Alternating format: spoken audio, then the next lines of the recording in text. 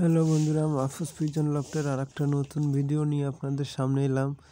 এই যে দেখছেন আমার কাছে আজকে যে দুইটা ভিডিও দিব, একটা ভিডিও দিব এটাতে আমি কিছু কবুতর দেখাবো। এখানে সব মিলে 10 পিস কবুতর আছে।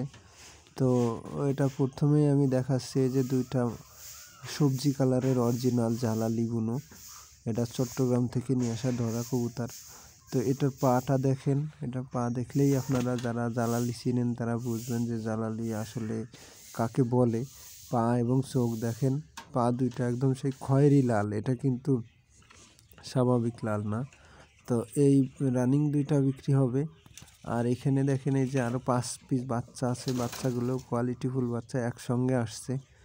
এই বাচ্চাগুলারও মাশাল্লাহ কোয়ালিটি অনেক ভালো, 1-2 পর করে হয়েছে, কোনোটা 0 পর। তো বাচ্চাগুলো নিলেও সহজে পোষ মানানো যাবে।